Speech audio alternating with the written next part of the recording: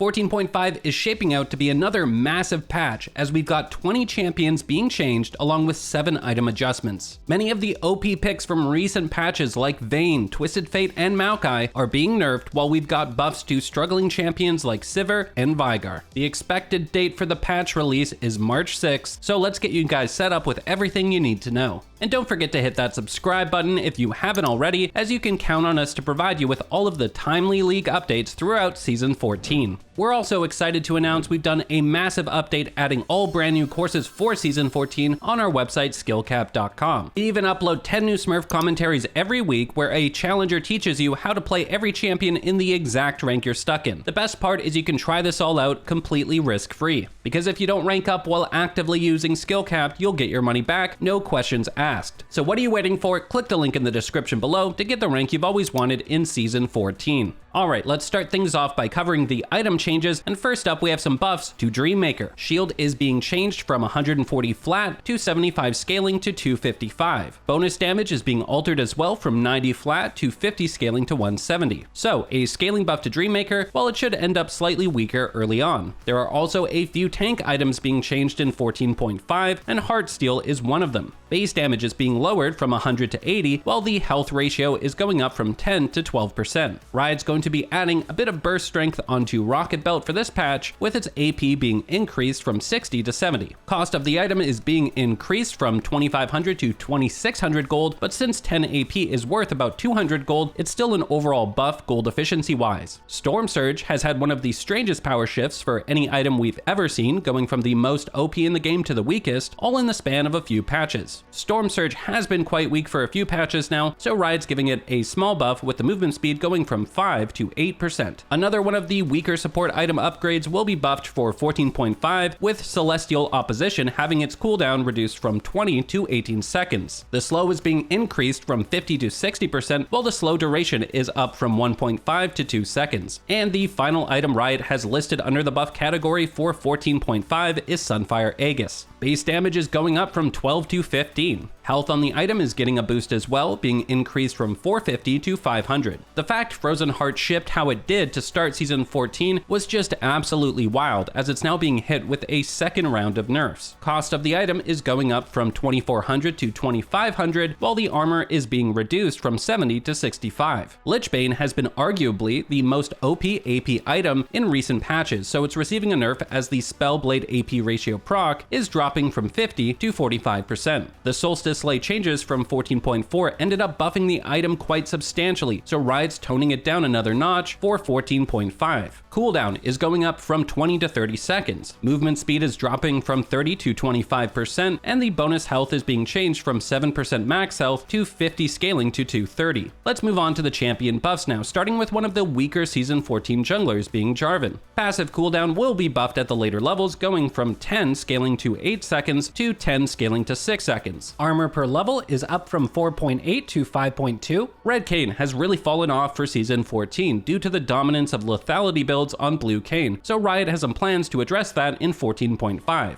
Red Kayn will receive a few buffs for this patch, with his passive healing now scaling with 0.5% per 100 bonus health. Our healing is being increased, going from 65 to 75%. Riot has a few minor buffs lined up for Kog'Maw this patch, with his Q cast time being changed from 0.25 seconds to now matching his auto attack wind-up speed. E-slow is being increased by 10% at all ranks, and our minimum damage AD ratio is also being increased from 65 to 75%. The 14.4 Rek'Sai changes landed quite poorly, so Riot has a bunch of follow-up changes for 14.5. E-max Fury damage is up from 6, scaling to 14% max health, to 8, scaling to 14% max health. E-monster cap is up by 15 in the early game. Our base damage is going up by 50 at all ranks. Our missing health ratio is being increased as well by 5% at all ranks. And there are also a ton of bug fixes and quality of life changes being issued, as Rek'Sai has had a bunch of bugs plague her in 14.4.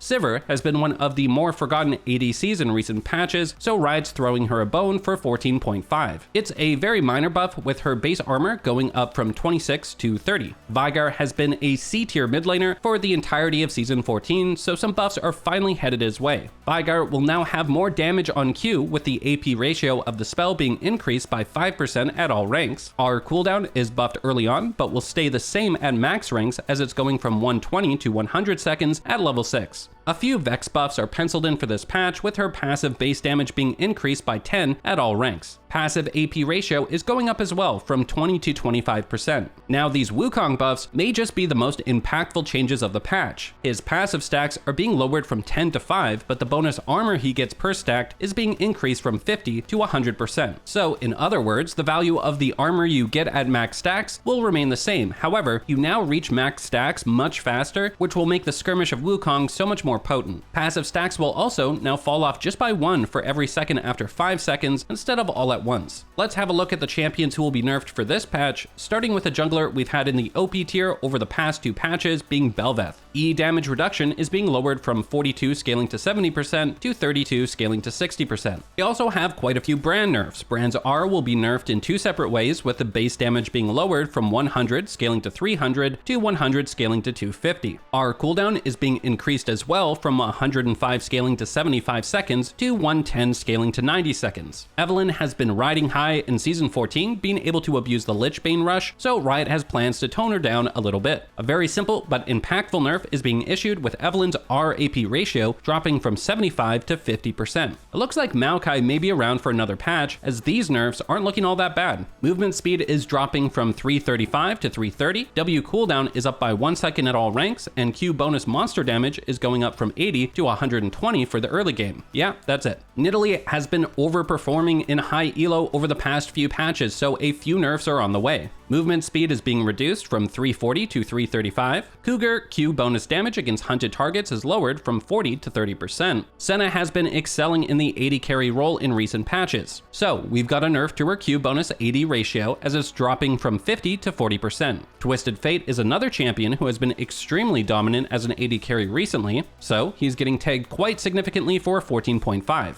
E attack speed is being lowered from 10 scaling to 60% to 10 scaling to 50%. E bonus AD ratio takes a massive hit, going from 75 to 20%. The other OP tier ADC from 14.4, being Vayne, is the third AD carry who will be nerfed for this patch. Passive movement speed will be going all the way from 45 to 30, while Q cooldown is going up, but only in the early game, as it's up from 4 to 6 seconds at rank 1, but remains at 2 seconds when you have the spell maxed out. Zac Nerfs were not ones we had on our radar, but Riot's going ahead and nerfing his blob heal from 5 scaling to 8% max health to 4 scaling to 7% max health. W damage is dropping as well by 5 at all ranks. There are a massive amount of Seraphine changes dropping in 14.5, so we'll give you guys the TLDR instead of reading out every single change. These changes aim to reduce the strength of bot lane Seraphine while buffing up support Seraphine. The AP ratios are being lowered on a bunch of her spells while base values are going up. Since support Seraphine has a more difficult time reaching item spikes, more base values on spells in exchange for lower AP ratios is a win.